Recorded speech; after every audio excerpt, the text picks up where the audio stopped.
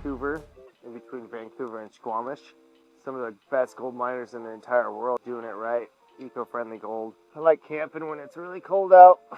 I could imagine when my grandpa Roy, he's my dad's dad, so he came all the way up to the BC and Yukon with a black duffel bag, $100,000 full of cash. I mean, $100,000 back then was like, I don't know, maybe $500,000 nowadays. You know, they called him bipolar, manic, almost like he kept our Connor family lineage alive and took us in a different direction through the gold industry. I remember when my grandma Ann, she was getting close to her death, maybe 6 months away from when she died. She said, stick to nuggets, stick to gold, stick to the nugget. She told me a couple stories about my grandpa that I never heard before. The boots, the hats, he got his belts and his big bolo. He had one great big bolo tie. Your dad could probably tell you.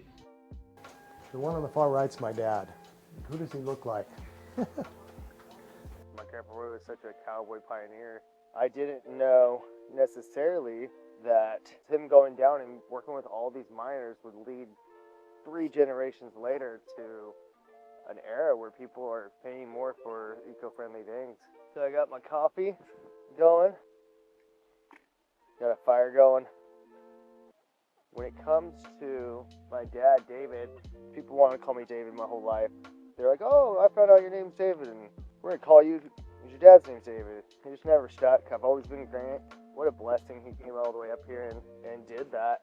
You know, he went into gold quartz, and my grandpa was like, just stick to gold, just stick to the nuggets, just stick to the nuggets. And I just hear that ringing in my head. Provenance and origin and story mean a lot to me. And the story of my family lineage, it's like my grandpa Roy saw something that no one else saw, and he went up and he did it, and he took a risk. And then my dad saw something that his parents didn't really see, and he went and did it. He made the gold quartz jewelry line, which became Alaska's premier, most popular jewelry line now. You see gold quartz everywhere you go.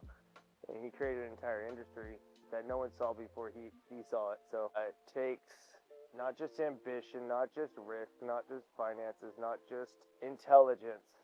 It takes what you call grit. It takes grinding. It takes not taking no for an answer. Ooh, my coffee's getting ready.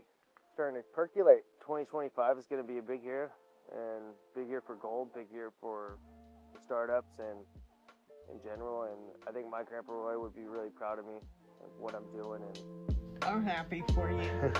Knowing what's best for you.